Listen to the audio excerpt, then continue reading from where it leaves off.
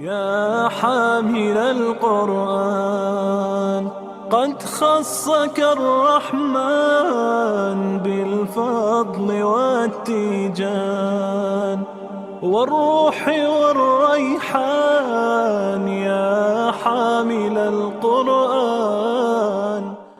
بەناوی خۆی بەخشندەی میهرەبان سپاس و ستایش بۆ خۆی جیهانیان و درود و سڵاو بەسەر گەورەی پەیامبەران محەممەد و خانەوادەکەی و یارانی بەتێکڕا.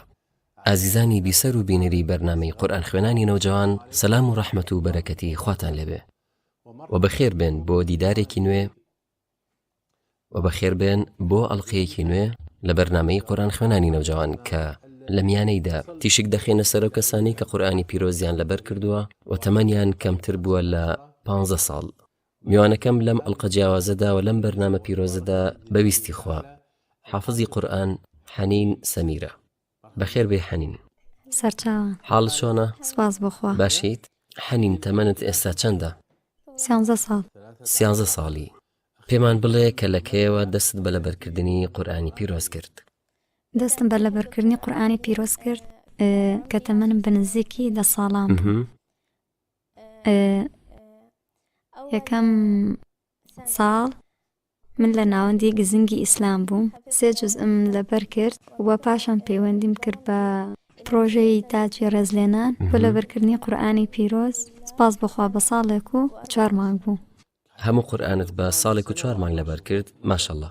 تۆ لە تەمەنی 10 ساڵیدا بووی، واتە 10 ساڵان بووی. باشە، با بۆستین لەسەر سەرەتای لەبەرکردنی قورئان. واتە چ شتێک بوو کە هانی دایت؟ چی پاڵنەرت بوو بۆ لەبەرکردنی قورئانی پیرۆز؟ ئەو فەرموودەی پێغەمبەر درودی خوای لەسەر بێ هانیدا کە دەفەرمێ بخوێنەوە بڵند بەرەوە وەک لە دنیادا دەست خوێندەوە، چونکە دوا پلێت و لای کۆتا ئاەتە کە دەیخوێنیتەوە.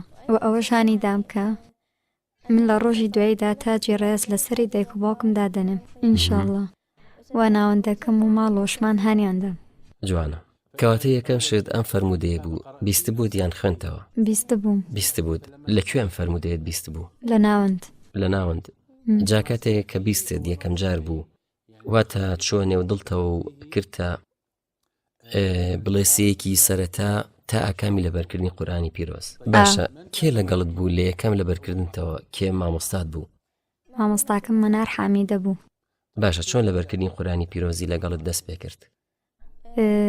یەکەم شت پلانێکی بۆ دانام، منیش واژۆم کرد، پاشان دەستم بە پەیڕەویکردنی کرد. سپاس بۆخوا. پلانێکی دانا و واژۆت کرد. ئەمە چۆن بوو؟ واتە نووسیتەوە؟ چۆن نووسیتەوە؟ چیتیان نووسیەوە؟ بڕی لەبەرکردنی ڕۆژانە و دەورکردنەوەش.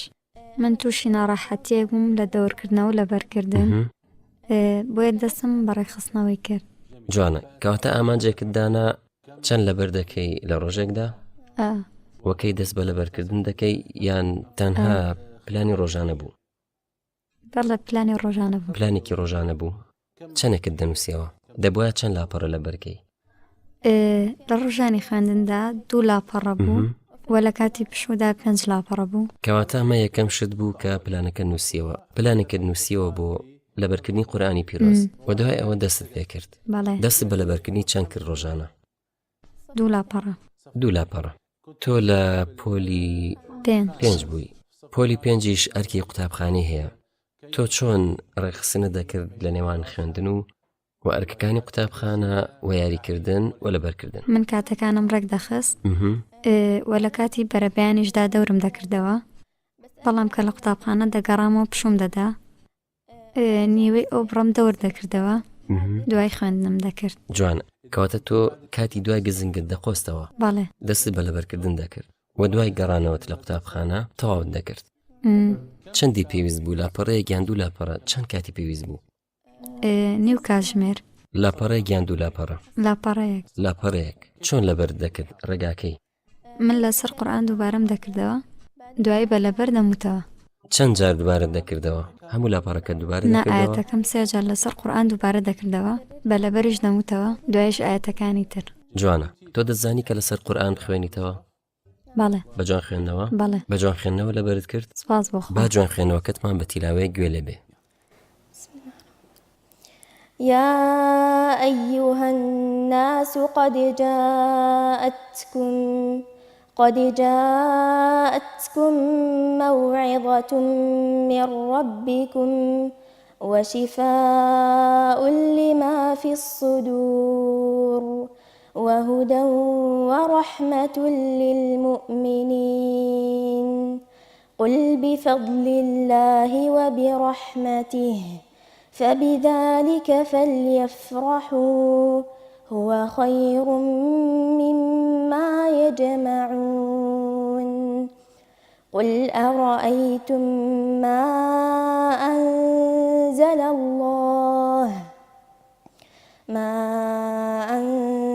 الله لكم من رزق فجعلتم منه حراما وحلالا قل الله أذن لكم أم على الله تفترون.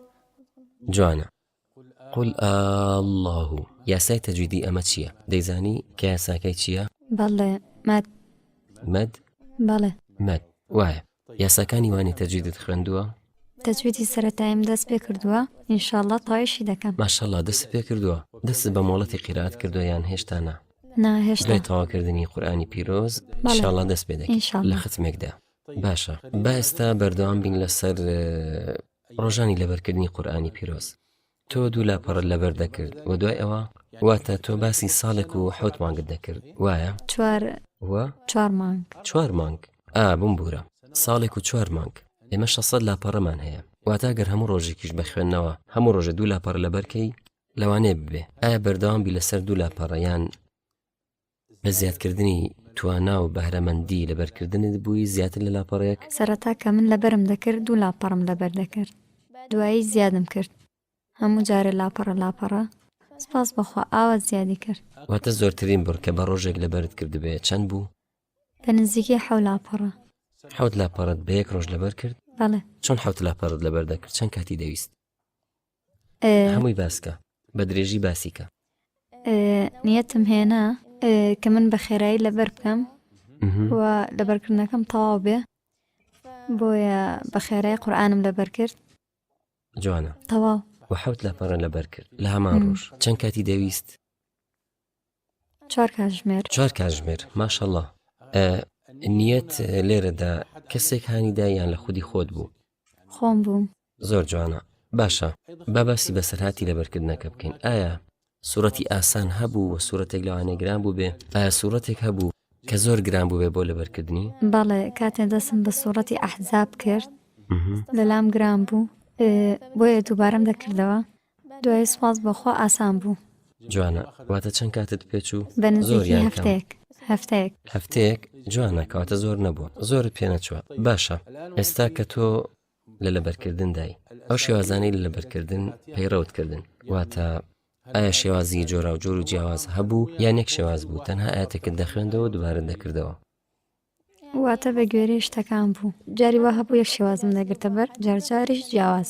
بۆ وێنە چ شێوازێکی تر بوو کە تۆ پەیڕەوی لێ دەکرد ئەگەر بیرت مابێ؟ واتە دەکرا دوای لەبەرکردن گوێ لە قورئان خوێنێک بگرم و لەگەڵی دووبارێکەمەوە گوێت دەگرت بە بیستن گوێگرتن گوێت لە چ مامۆستایەکی قورئان خوێن زۆر دەگرت؟ ماهر مەعقلی. باشە ئایا کاتێک هەبوو کە لەلات خۆشتر بێ بۆ لەبەرکردن؟ بەڵێ بەلای منەوە کاتی گزنگ خۆش بوو. دوای گزنگ هەستم بە دڵنیایی دەکرد. تۆ زوو دەخەوتی تا دوای گزنگ خەبەرت ببێتەوە؟ جوانە چونکە زۆربەی منداڵەکان دایانێت کە دوای گزنگ بخەون بەڵام تۆ ئەم کاتت دەقۆستەوە وایە بۆ لەبەرکردن و دەورکردنەوە.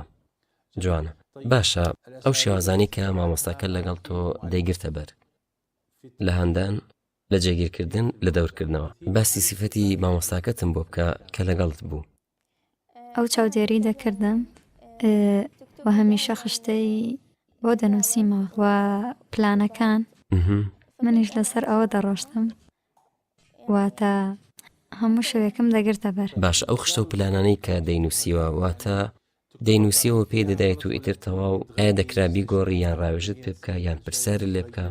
بەڵێ ئەو ڕاوێژی پێ دەکردم. کەواتە هاوکاری یەک بوون. بەڵێ واتە مەسیفەتێکی باشە لە مامۆستادا وایە؟ بەڵێ چونکە دەکرێت مامۆستا ڕێگایەک پێشکەشکە کە لەگەڵ قوتابی گونجاو نییە وایە یان پلانێک دانیان خشتەیەک کە نەگونجاو بۆ قوتابی وایە جابۆی قوتابی ناتوانێت و بەوەش ئەنجامێکی نابێ وایە بەڵام تۆ لەگەڵ مامۆستاکەت هاوکاری یەک بوون جوانە ئێستا گەر باسی ئەو ڕۆژانە بکەین کە تۆ میوانێکت هەبوو بێ واتە تۆ لە بەرکردن و ئەنجامدانی ئەرکەکانت هەبووە واتە لە پەیوەندی کۆمەڵایەتیەکان تۆ ژماری ئەندامانی خێزانەکەت چەندە؟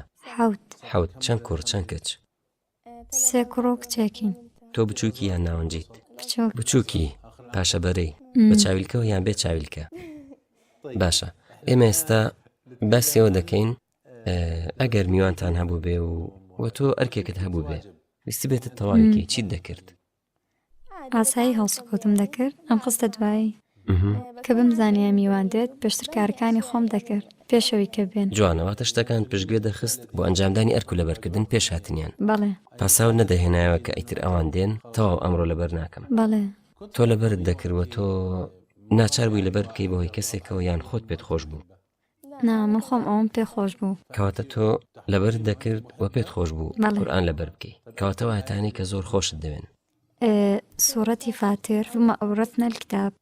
پێویستی بین ڕاتچیە یاڵە.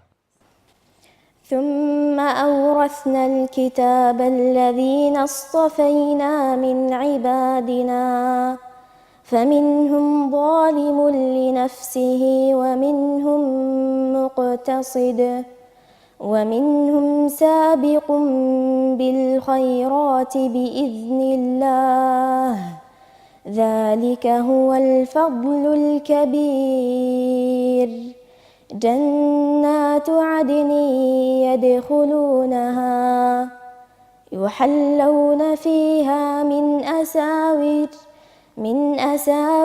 من ذهب ولؤلؤا ولباسهم فيها حرير.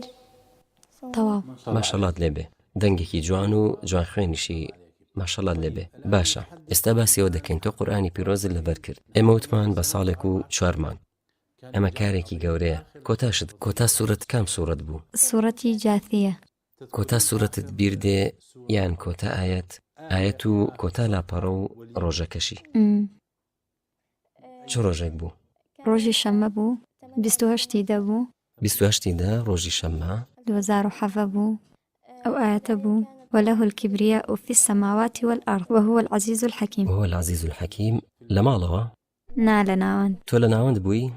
کەواتە هەستەکان چۆن بوو؟ باس ناکرێ بەڕاستی. لەبەرکردنی قورئانی پیرۆزمان تەواو کێت لەگەڵ بوو؟ کۆمەڵێکم لە ناوەند کە ختمەکەش لە ناوەند بوو لەگەڵ مامۆستاکان و خەڵک و ماڵەوەشمان. جوانە خێزانەکەش لە ناوەند بوون یان لە ماڵەوە؟ نا لە ناوەند. کاردانەوەی خێزانەکەت چۆن بوو؟ شانازی و دڵخۆشی بوو ڕێزێک بوو.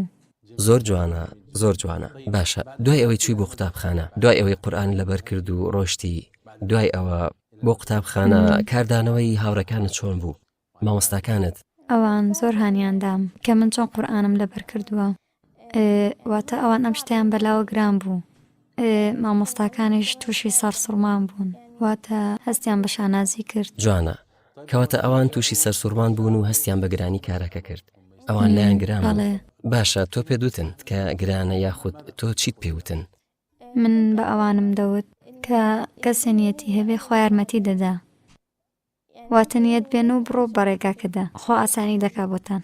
جوانە ئایا کەسێک هەبوو یەکێک لە هاوڕەکانت واتە تۆ بکاتە سەرمەشق و دەست بە لەبەرکردنی قورئانی پیرۆز بکە دوای ئەوەی لەبەرکردنت تەواو کرد؟ من ئامۆژگاریم دەکردن بەڵام ئەوان نەدەهاتن. لەگەڵت باشە حافظ قورئان حەنین دوای ئەوەی کە بووی بە حافظی قورئانی پیرۆز چ شتێک لە ژیانتدا گۆڕە؟ من بەرەکەت کەوتە ناو ژیانمەوە وە لە کاتم هەروەها یادەوەریشم بەهێز بوو. یادەوەریت بەهێز بوو لە سوودەکانی لەبەرکردنی قورئانی پیرۆز بەهێزبوونی یادەوەریە. جا تۆ ئەگەر باسی ئاستی خوێندنت بکەین بۆ وێنە باشتر بووی؟ بەڵێ وەکو تێکڕایی و نمرەکان؟ بەڵێ. جوانە ئەی چۆن بووی لە ڕووی پەیوەندی کۆمەڵایەتەکانەوە؟ من هەستم بە شادومانی و شانازی دەکرد ڕێزێک بوو. تۆ دوای ئەوەی قورآانی پیرۆزت لەبەر کرد بووی بە کەسێکی تند و قسە ڕقبی و قسە لەگەڵ هیچ کەسدا نەکەیت یان پێچەوانە؟ نا من نەرمونیان بووم. نەرمونیان؟ بەڵێ. کەواتە قورآن واتە دینەکەی ئێمە دینی ڕەحمەتە و ئەو کەسەی کە قورآن لەبەر دەکا بە بەزەیترینی خەڵکیە واتە بە بەزەیترە لەوانی تر. باشە ئێستا دوای ئەوەی کە قورآانی پیرۆزت لەبەر کرد پلانت چییە؟ واتە چی دەکەی؟ ئایا دەتەوێت دەست بکەی بە وەرگرتنی مۆڵەتی قیرائەت یان دەست بکەی بە پلانی دەورکردنەوە جێگیرکردنمان هەیە؟ کارەکانی تۆ چۆن دەبن؟ لە ڕۆژانی خوێندندا 3 جوزء دەور دەکەمەوە و لە پشوشدا 5 جوزء دەور دەکەمەوە. هەموو ڕۆژێ؟ هەموو ڕۆژێ 3 جوزء ئەی لە پشودا هەموو ڕۆژێ 5 جوزء. چۆن دابەشی دەکەی؟ واتە پێکەوە دەیان خوێنێەوە دابەشی دەکەی بەسەر بەیانیان و ئێواران و دوای نۆڕان؟ بەڵێ بەشی دەکەم بۆ بەیانیان و ئێواران. کێ گوێ لێ دەگرێ؟ مامۆستاکەم. ئەویش لە ناوەندا؟ بەڵێ. هەمان مامۆستایە؟ چەند مامۆستات هەیە کە تا ئێستا وانان پێوتبی؟ یەک بوو. هەر یەک کەسە لە سەرەتاوە تا کۆتایی ئەی ناوەکەی؟ لە سەرەتادا مامۆستاکەم وەلاء بوو. دوای تەواوکردنی 3 جوزئیش مامۆستا مەنارم لەگەڵ بوو. مامۆستا مەنار؟ مامۆستاتە و ئەو هەر لەگەڵ تۆدا بوو لە ڕێگایەکی دوور و درێژ ماوەکەی ساڵێک و 4 مانگ بوو. تۆ چۆن بووی لەگەڵ مامۆستاکەت؟ تۆ گێڕایەڵ بووی؟ بەڵێ. تووڕەت نەدەکرد؟ نا. هیچ کات؟ جوانە باشە بێگومان. باشە ئێستا حەنین دەتەوێت ببیت بەچی دوای ئەوەی قورآانی پیرۆزت لەبەر کرد؟ ببمە پزیشک. پزیشک؟ بەڵێ. ئەی لە بواری قورآانی پیرۆزدا؟ ببمە جوان خوێن. وان دێشە تەواوکەی بۆ وێنە یاخود چی لە نێتتدا لەبارەی قورآانی پیرۆزەوە؟ مۆڵەت وەرگرم و تەجویدی پێشکەوتو و جوان خوێندنەوەش بە ماوەیەک. جوانە. دەتەوێت بچیتە ناو زانستی قیرائەتیشەوە؟ پێت خۆشە؟ لە خێزانەکەت حافظ قورآانی تێدا هەیە؟ تۆ بەتەنهایی؟ کەواتە مادام بەتەنیای پێم بڵێ ئەو دیاریانە چی بوون کە بۆیان هێنای؟ تۆ تاقانەیت و نازداری و قورئانت لەبەر کرد کەواتە دەبایە من لەسەر ئەم خاڵە هەر لە سەرەتاوە بوەستامایە. ئاهەنگەکە چۆن بوو کە بۆتیان سازدا؟ هەستیان بە خۆشیە کرد، شانازیان بە منەوە دەکرد کە لە خێزانەکەم بۆ پلێگەیشتم. ئێستا بە مامۆستا بانگتەکەن، مامۆستا حەنین مامۆستاوەرە و مامۆستا بڕۆ. تەنانەت لە مەکتەبیش بۆ بانگم دەکەن. بە مامۆستا؟ واتە ئێستا تۆ مامۆستایی. پێت خۆشە بیتە مامۆستا؟ نا.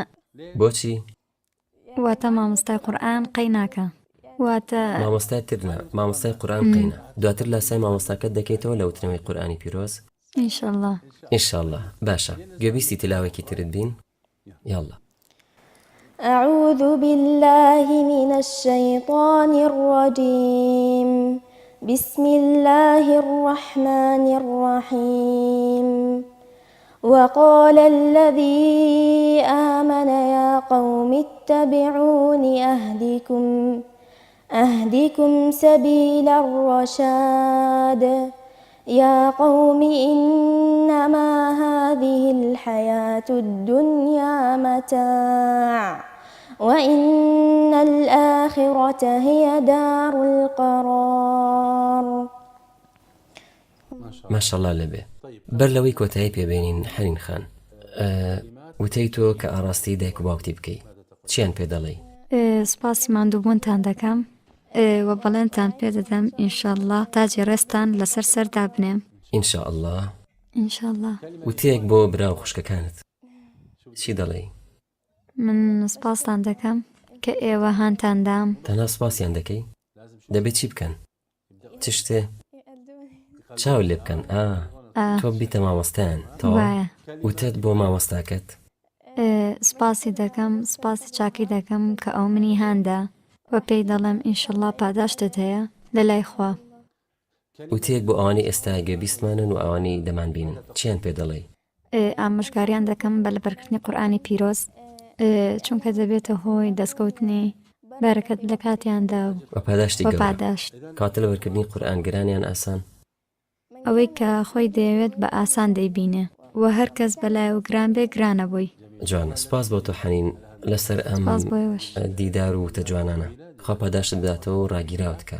سپاس بۆ ئێوەش بینەران و بیسەرانی بەرنامەی قورئان خوێنانی نەوجەوان داوا لە خی گەورە دەکەین کە ئێوە ئێمەش سوودمەند بین لەم بەرنامە پیرۆزانە بەویستی خی گەورە لە دیدارێکی نوێدا پێتان دەگەینەوە لە بەرنمەیەکی نوێ و لەگەڵ حافظ قورآانێکی نوێدا هەتا ئەو دیدارە بەخواتان دەسپێرین والسلام عليكم ورحمة الله وبركاته. يا حامل القرآن قد خصك الرحمن بالفضل والتيجان والروح والريحان يا حامل القرآن